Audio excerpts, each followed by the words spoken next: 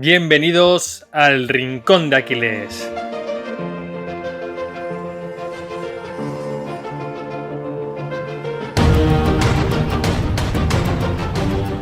Muy buenas a todos, muy buenas Sergio, ¿qué tal?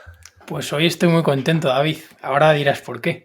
Estás muy contento, se te nota en la cara, qué felicidad. Hemos tardado solo 40 episodios, desde el 41, para hablar de, creo que la gente que nos haya escuchado durante este tiempo se podrá imaginar de tu autor favorito. He de decir que a mí también me gusta mucho, pero no tanto como a ti seguramente. Y no es ni nada más ni nada menos que de Nassim Nicolás Taleb, este matemático israelí que, es tan difícil etiquetarlo, ¿no? Porque es tantas cosas. Pero bueno, cuéntanos un poquito, tú que lo conoces mejor, para la gente que nunca haya escuchado de nada sobre Taleb, ¿cómo lo podemos definir? Para que la gente se haga una pequeña idea de quién es él. Pues tengo que decir que hace tiempo también me diste rienda suelta. Hicimos un episodio sobre jugarse la piel, que también es una idea de este escritor. Pero Taleb yo lo definiría como un tío radical. Al final tiene ideas muy diferentes. No hay que comprarle todas, como a casi nadie. Y es cierto que es uno de mis autores preferidos, pero también soy escéptico con algunas de sus ideas porque está un poco ido de la olla. Pero el concepto que vamos a traer hoy yo creo que nos puede servir a todos. Sí que es verdad que tratamos, tú lo has dicho, ¿no? Jugarnos la piel, qué significaba, es un concepto que habla Nassim Taleb, pero quizás este autor se ha hecho muy conocido por el concepto que vamos a tratar hoy, y más con la pandemia del coronavirus, que es el cisne negro, ¿no? Luego también hablaremos de que, Taleb también dice que la pandemia, el coronavirus, no es un cisne negro, porque sí que se podía prever. Pero bueno, para la mayoría de mortales sí que podemos ver esta pandemia como un cisne negro, ¿no? Porque es algo que ninguno de nosotros daba por sentado que podía ocurrir algo así, y algo que podía cambiar tanto nuestras vidas, literalmente desde la noche a la mañana. Entonces, empecemos por el principio. Sergio, ¿qué cojones es un cisne negro? Pues primero vamos a ir a por qué se llama precisamente cisne negro. Y es que básicamente los europeos, todos los cisnes que habían visto eran blancos, pero de repente se acercaron a las costas de Australia y ahí va, de repente se encontraron un cisne negro. Y lo que pasaba era que no tenían pruebas empíricas, que para bajar un poco este concepto a tierra es pruebas basadas en la experiencia, es decir, que no habían visto otro cisne que no fuera blanco. Entonces eso les llevaba a afirmar que todos los cisnes eran blancos. Entonces, de repente en Australia vieron un cisne negro y realmente pues es un suceso muy raro, David. Y sobre todo, lo importante de este tipo de sucesos son lo limitados que estamos como seres humanos para aprenderlos y sobre todo lo frágil que es lo que tenemos aquí en nuestra cabeza, nuestro conocimiento. A mí en este episodio, Sergio, me gustaría hacer un poco de abogado del diablo, ¿no? Como esa persona que nunca ha escuchado hablar de Taleb, que nunca ha escuchado hablar de un cisne negro. Entonces yo te voy a ir preguntando cosas, ¿vale? Para que me las respondas, y así también la gente que nos escucha pues va asimilando también mejor esos conceptos. Lo primero podríamos decir que el cisne negro podríamos llamarlo un perro amarillo, ¿no? O sea, es algo Sí, que das por hecho de que no existe, y solo falta que de repente un investigador llegue a la selva y vea un perro amarillo, ¿sabes? Y vea ahí toda una raza de perros amarillos. Entonces, un cisne negro significa que hay muy pocas probabilidades de que exista, pero se piensa en eso, o directamente no se piensa ni siquiera en esa pequeña probabilidad. vale, vamos un poco a los tres atributos que creo que responden un poco a esta pregunta que me has hecho. Básicamente, Taleb dice que tiene que tener como tres características. La primera, que tiene que ser una rareza, tiene que ser algo fuera de lo común, que no hayas visto y que sobre todo se encuentra fuera de tus expectativas, porque tus expectativas las han generado tus experiencias pasadas. Entonces, como no ha pasado anteriormente, todas las pruebas apuntan a que no hay cisnes negros, a que no va a suceder este tipo de hechos. El segundo, que lo he comentado antes, es que el impacto es súper elevado. Y el tercero es que después de que haya sucedido, nuestra cabeza, que siempre nos hace trampitas, pues tiende a inventarse explicaciones, que esto se llama sesgo de retrospectiva o lo llaman así los psicólogos, que básicamente es que una vez sucede, te pongo el ejemplo de la crisis de 2008, cuando sucedió, todo el mundo sabía que iba a suceder, todo el mundo sabía por qué, todo el mundo sabía que había ciertas entidades bancarias que estaban pues poniendo notas muy altas acciones que realmente no eran tan altas, pero todo el mundo lo sabía, pero nadie hizo nada, o muy pocos. Entonces esas tres características. Entonces, podemos decir, por ejemplo, que Taleb habla de que la pandemia del coronavirus no es un cisne negro, porque, por ejemplo, el punto uno que has nombrado, la rareza, no lo cumpliría, ¿no? Al final, pandemias, pues está más que demostrado con hechos de que cada 100 años más o menos hay una pandemia mundial. La última fue la fiebre española, bueno, la llamaban la fiebre española, y otras de hace muchos siglos, como por ejemplo la peste. Entonces podemos decir, ¿no?, de que aunque sea muy raro de que ocurra este hecho y que en nuestro día a día no estemos pensando en que puede ocurrir, pero sí que es algo que de alguna manera u otra ya se puede predecir porque la historia nos está diciendo de que así pasa, ¿no? Yo creo que depende, David, y aquí esto ya es una interpretación mía, no del autor, porque el primer punto, que algo sea raro, depende de tus expectativas. Entonces, a lo mejor Bill Gates, que hace tiempo subió una charla TED sobre que el próximo riesgo de la humanidad iba a ser una pandemia, pues contemplaba en sus expectativas que hubiera una pandemia. Pero nosotros, que a lo mejor en vida no hemos vivido ninguna pandemia o no hemos estado expuestos de forma directa a una pandemia, en nuestras expectativas no estaba contemplada esta posibilidad. Entonces, para Bill Gates puede no ser un cisne negro y para nosotros sí.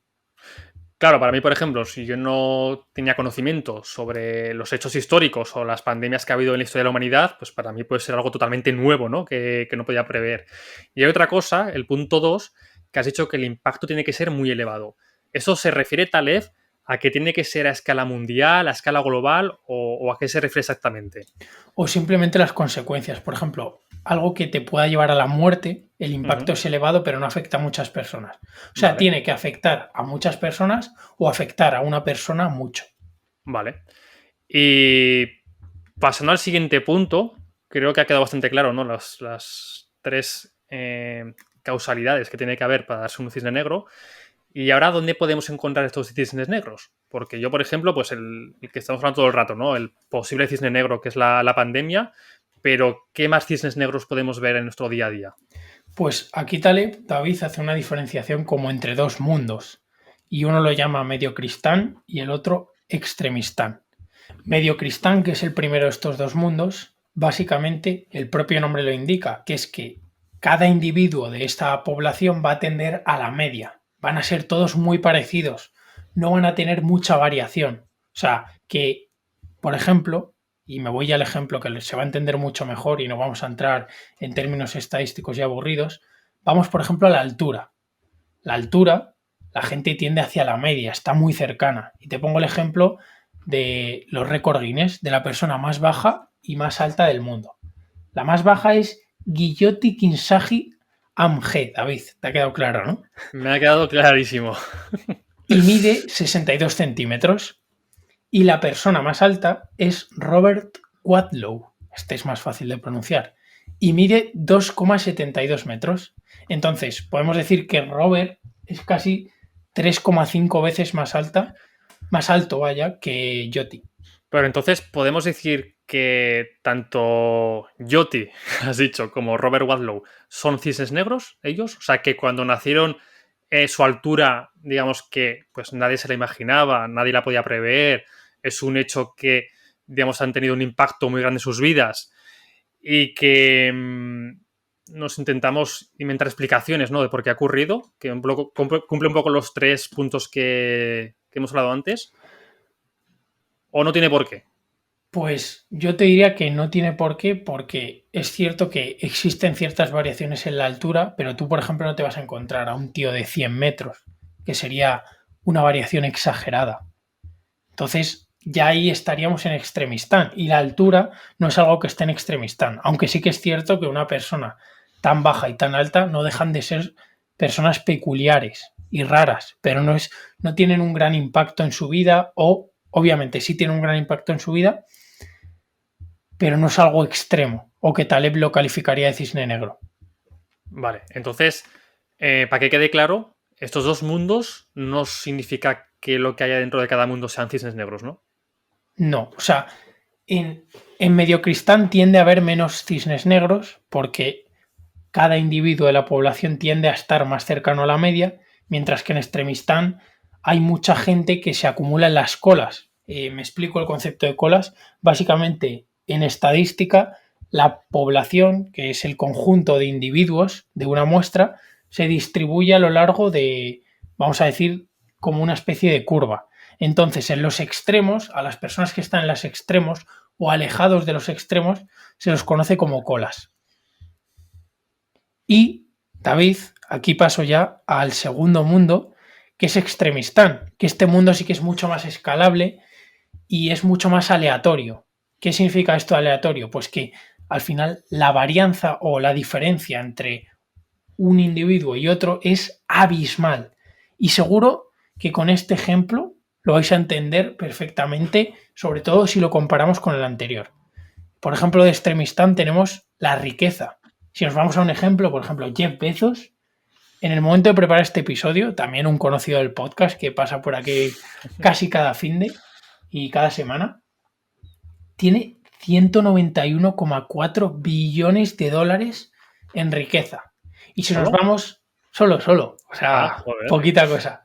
Y si nos vamos a un español medio, este español medio suele poseer de riqueza 207.531 dólares, ¿vale? Tener en cuenta que es un español medio que dentro de España tenemos las grandes fortunas que hacen que la media sea más alta. La mediana sería 95.000 dólares, ¿vale? Que sería más fiable o más aproximable a una persona de a pie, como tú, como yo. Has hablado de un concepto en este ejemplo de la riqueza que has puesto entre el español medio, perdón, o Jeff Bezos, de la aleatoriedad. Y a mí me gustaría preguntarte hasta qué punto es aleatorio, ¿no? Al final sí que es verdad que han influido muchas causas externas, pero al final la riqueza de Jeff Bezos no ha sido por algo aleatorio precisamente, ha sido porque él conscientemente ha tomado una múltiple más bien, serie de decisiones y de actos en su vida que le han llevado junto a esa fortuna, podemos llamarlo, que tenga esa riqueza, igual que el español medio. Qué dice Taleb de esto? Aquí hay que diferenciar entre por qué Jeff Bezos ha conseguido la riqueza y la diferencia entre la riqueza de Jeff Bezos, la tuya, la mía, la de mi primo y la de mi tío. Vale, se refiere más quizás a... Más a la diferencia entre individuos, que es mucho más aleatoria si comparamos. Un individuo, Ajá. llámalo individuo A en vez de Jeff Bezos, nos da igual cómo ha conseguido su dinero, Vale. pero la cosa es que la diferencia entre individuos es mucho más alta. Y David, voy a hacer la aclaración que creo que se va a ver claramente, y es que Jeff Bezos tiene más de 920.000 veces la riqueza de un español medio. Entonces aquí se ve claramente la alta varianza o la alta diferencia entre individuos entre Extremistán, que es 920.000 veces, y entre Robert y Yoti, que era 3,5 veces. O sea que la A mí es diferencia es que abismal. me han entrado ganas de llorar, Sergio. El repetirme y el ser consciente de cuántas veces es más rico 10 veces que nosotros. No, Pero bueno, más, nosotros tenemos salud, ¿no? Que eso es de sí, decir, es lo importante. que es lo que importa. Vamos a seguir. A mí lo que más me interesa de esto es lo que hemos hablado ahora, ¿no? De lo aleatorios que pueden llegar a ser los cisnes negros. Y de ahí la dificultad que tenemos para anticiparnos a ellos. Es realmente imposible o casi imposible porque no sabes lo que te espera, no cuentas ni siquiera con esa probabilidad. Entonces, con un parámetro que tú no sabes que existe, es muy difícil hacer cualquier tipo de predicción. Entonces, ¿qué dice Taleb o cómo explica el que nos comamos estos cisnes negros con patatas? Pues a lo largo del libro trata diferentes causas, pero yo he cogido algunas de las causas, las vamos a ir enumerando y seguramente me deje muchas, así que os animo, si tenéis tiempo y ganas, a leer Cisne Negro, sobre todo si tenéis ganas y tiempo. De hecho, esto lo hablamos con Joan Gallardo, es que tanto Antifrágil como Cisne Negro, que son los libros que yo me he leído, lo bueno que tienen, que son muy completos, lo malo que tienen, y lo dijo Que son Joan demasiado Gallardo, completos. es que son libros que podrían ser igual de válidos con 100, 200 páginas menos, tranquilamente. Entonces a veces enrevesa demasiado las cosas, ¿no? Las vuelve a explicar y quizás para la población, la población mediana creo que el mismo libro con 200 páginas sería mucho más interesante y llegaría a muchas más personas, porque son libros que solo de verlos ya acojonan un poco, la verdad. Y que Taleb tiene una manera muy peculiar de escribir y yo, por ejemplo, estoy muy lejos de comprender al 100% su obra. O sea, aquí lo que estamos trayendo son algunas ideas sueltas de lo que hemos comprendido nosotros de su obra. O sea que su obra es mucho más extensa, se puede profundizar en detalles. Si tienes conocimiento de estadística, te puedes perder ahí en un mar. Pero bueno, al final, igual que digo que para mi gusto, con 200 páginas estarían bien, al final, pues Taleb es Taleb por cómo es y cómo escribe. Entonces, si ese libro tuviese 200 páginas menos, pues ya no sería Nassim Nicolás Taleb, sería otro autor, ¿no? Entonces, Eso es. contar con ello también. Bueno, empecemos. ¿Por qué nos comemos torcidos negros con patatas, Sergio? Cuéntanos. Pues primera causa que la he dicho en la parte de definición de ser un suceso raro son nuestras expectativas. Y estas expectativas muchas veces vienen por simplificar en exceso. Taleb llama a simplificar demasiado, lo llama platonificar, para darle un poquito de cera a Platón. O sea, ahí ya atiza a algún pensador que sí, deja algún recadito por sus libros. Y básicamente eso, la primera causa de que nos los comamos con patatas es que esperamos que esos sucesos no ocurran. Entonces, como esperamos que no ocurran, pues entran solos. De hecho, es algo que hablamos mucho en este podcast, ¿no? Que la sociedad tiende siempre al reduccionismo en cualquier tema, ¿no? A que parece que un tema que es complejísimo, que tú estás viendo la punta del iceberg, ¿no? Parece que lo puedes resumir en un titular o en 3 frases sueltas o leyendo la opinión de un tertuliano. Y cuando son temas que ni siquiera los expertos que llevan años y años profundizando en esos temas son capaces a veces de argumentar bien en condiciones. Y nosotros queremos argumentar pues con 3 o 4 frases. Sí, ese es la primera causa. Y la segunda es confundir hechos o información con pruebas. Y esto es aplicable al pleno siglo XXI, donde hay muchísimo, pero muchísimo ruido ahí fuera y estamos expuestos constantemente a bombardeos de información, que eso no significa que sean pruebas de algo. Y volvemos al ejemplo que da nombre a este tipo de extremos, de cisnes negros. Que tú no hayas visto un cisne negro durante toda tu vida no significa que tengas pruebas para afirmar que los cisnes negros no existen.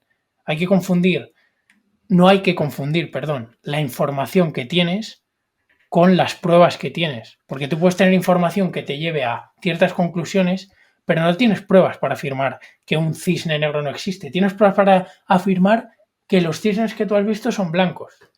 Esto me recuerda al argumento, ¿no? Sobre todo de muchos creyentes, al final de decir, vale, tú no puedes afirmar que Dios no existe. Yo no puedo afirmar lo que existe, pero tú tampoco puedes afirmar que no existe. Es como si yo te digo que yo creo en los perros amarillos, que hizo al principio, tú me dices que eso es imposible, pero yo te digo que me lo demuestres. No me lo puedes demostrar, no puedes afirmar que estás 100% seguro de que no existen, porque en algún punto del universo puede que haya un perro amarillo. ¿No crees que esto también puede llevarnos, no, a esa falsa argumentación y al siempre tener esa falacia de decir, bueno, como no puedes demostrarlo, ¿no? Todo puede pasar en este mundo de posibilidades?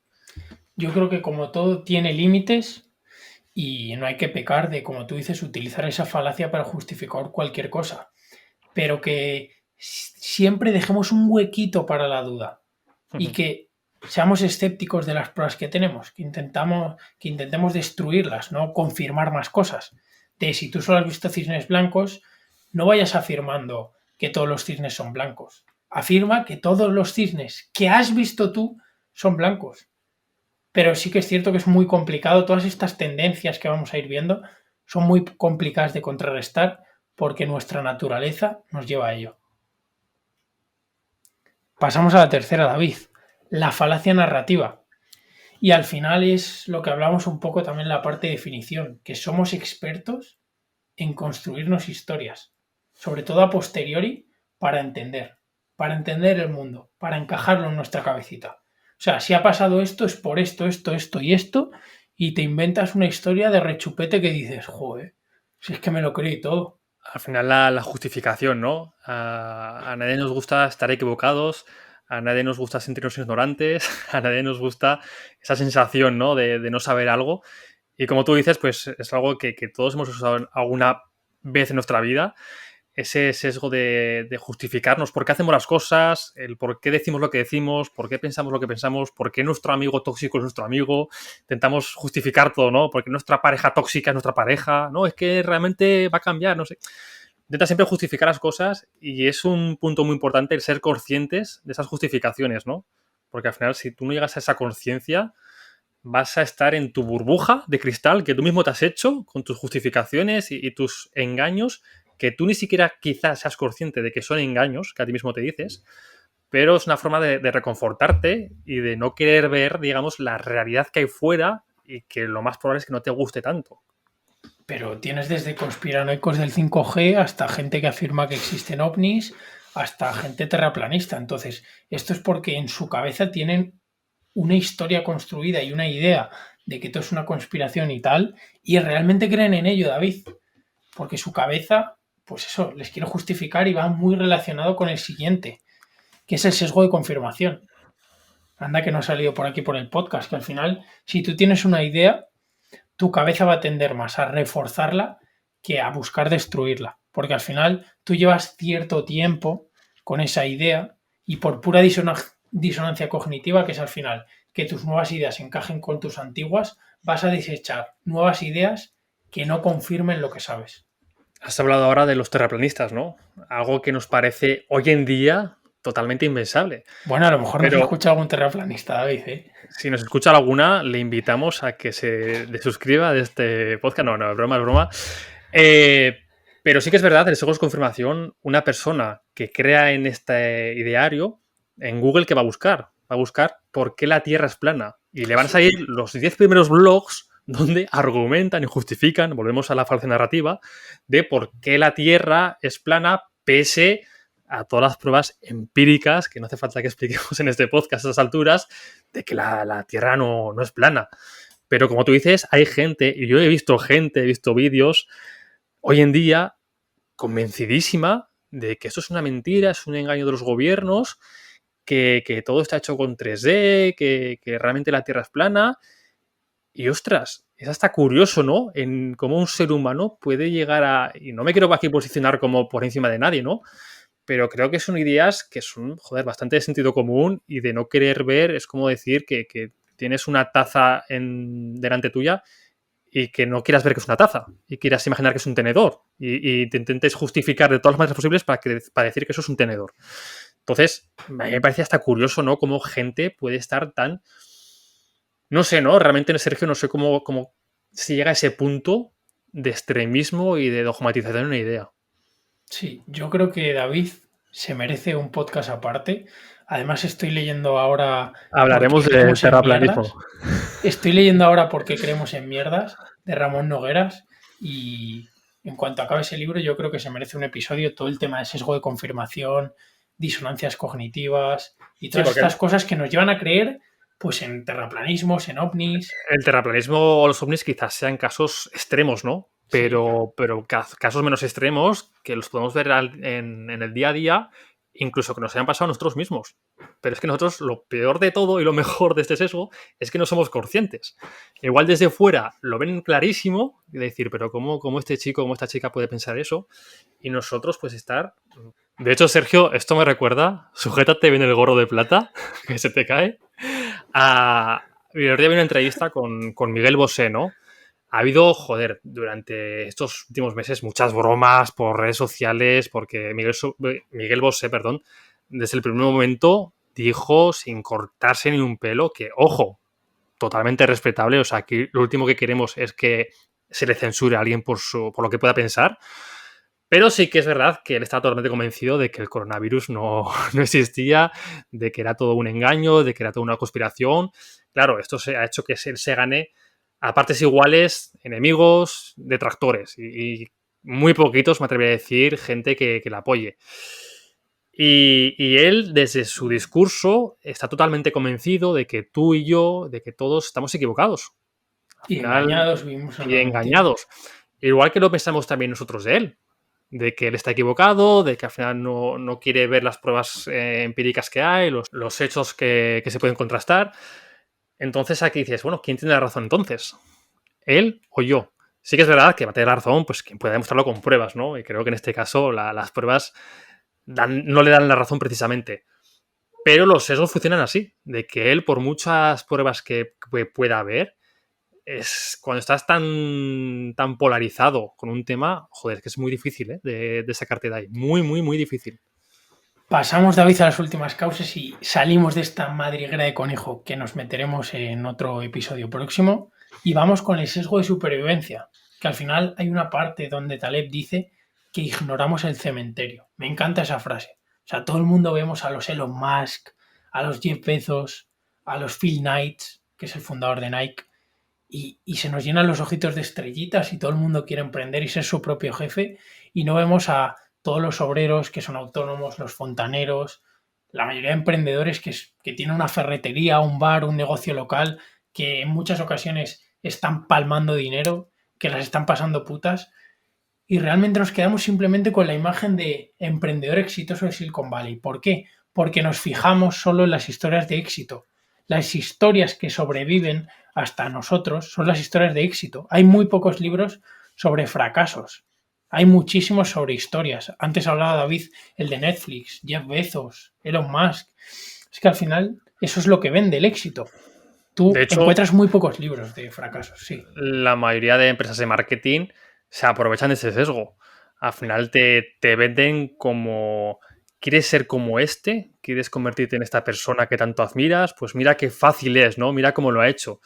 Ya, quizás no me Y estés todos los que mintiendo. están por el camino. Claro, el problema es que te estás olvidando del 99% de personas que se han quedado por el camino, que han hecho lo que hizo esta persona, pero al final Jeff Bezos, por mucho que haya tomado buenas decisiones en su vida, ha habido muchos factores externos que estar en el momento adecuado, que la fortuna también le sonriese, factores que no dependen de ti. Entonces, dos personas en dos partes del mundo diferentes tomando las mismas acciones pueden acabar en puntos totalmente diferentes. Entonces, cuidado con estos mensajes, cuidado sobre todo con estas personas que te prometen todo, que te prometen el éxito sin lugar a dudas, ¿no? Te marcan el camino, porque te están marcando el camino de unos pocos, del 1%. Y como tú dices, se están dejando a propósito el camino del 99%. Y no es que sea un camino malo, pero te están, digamos, engañando, ¿no? Y lo más probable, de hecho, tienes bastantes más probabilidades de acabar como este 99% y no acabar como Jeff Bezos. Si te pones a... Es muy fácil hacer las cuentas. Si pones a sumar gente como Jeff Bezos y lo divides por los seres humanos que habitamos en el planeta, te darás cuenta de realmente qué porcentaje tan ínfimo ha conseguido esos niveles de éxito. Y Que nos también vende. que la gente Sí, que sí, falla no lo suele contar, David. Y es eso es. otro de los problemas de este Eso sesgo. es. Que Sí, la nadie, gente nadie solo se creó cuenta, claro, una web o un blog para contar que le debe 50.000 euros al banco. no, no Y suele ahora pasar. mismo lo estamos viendo en España con la hostelería, ¿no? Tengo amigos de mis padres de que se han arruinado literalmente con sus bares, con sus restaurantes. Hasta hace un año les iba todo genial. Tenían a 6, 8, 10, 12 empleados, seguían funcionando y de repente en un año se han quedado sin ningún trabajador y con unas deudas extremas. Claro, esa gente no aparece por ningún lado, y menos en internet. No lo cuenta en ningún lado. En cambio, si mañana triunfa un restaurante nuevo en Madrid porque saca yo que sé qué cosa nueva y pega el Pues lo va a bombazo, querer ir contando, claro. claro, lo vamos a ver en redes sociales, lo vamos a ver en una entrevista que le harán en las noticias, lo veremos en este podcast sobre emprendimiento, pero es que estás viendo uno y te estás dejando los 50.000 bares que han quebrado este año. Ten cuidado. Sí, y ya por cerrar un poco y una collejita de uno de los últimos capítulos también, es que sobrevaloramos lo que sabemos. Que vamos, no nos vamos a detener mucho aquí, David, porque hay un episodio en concreto sobre todo esto, donde hablamos de la mayéutica socrática, el efecto Dunning-Kruger y de lo ignorantes que somos. Y básicamente es eso, no te creas muy listo, que ya hay gente muy lista o hay gente que se cree muy lista en el mundo, así que no seas otro listillo. Recuerda que eres un completo ignorante en muchos temas, que te falta muchísimo y dejo a David que te siga dando collejas. No, de hecho, la gente verdaderamente lista son los únicos que no se consideran a sí mismos listos. Sí. Suelen ser precisamente los que se consideran así como ignorantes y eternos aprendices. O sea, que cuando alguien se etiquete a sí mismo como inteligente o como listo, papel de plata, gorro de plata y ten cuidado, ten Y cuidado. echa a correr. Y echa a Y, correr. y ya, o sea, ya hemos cerrado un poco los motivos, pero sí que me gustaría cerrar con una pequeña reflexión con la que Taleb cierra su libro, que me encanta, aunque después de cerrar el libro te calce otras 100 páginas con secciones para seguir ampliando por si no has tenido suficiente. Y es que Taleb cierra el libro con que a veces nos olvidamos que nosotros mismos somos un cisne negro, David. Y te lo explica así. Te dice que te imagines una mota de polvo junto a un planeta de 1000 veces el tamaño de la Tierra. Vale, pues la mota de polvo representa nuestras posibilidades de nacer y el planeta simboliza las posibilidades en contra. Y aquí ya leo literalmente a Taleb, y es que tardamos muy poco en olvidar que el simple hecho de estar vivos es un elemento eterno de buena suerte. Así que agradece que estás vivo y bueno, gracias si has llegado hasta el final por escuchar este episodio. Me ha encantado este último aprendizaje que nos deja Taleb.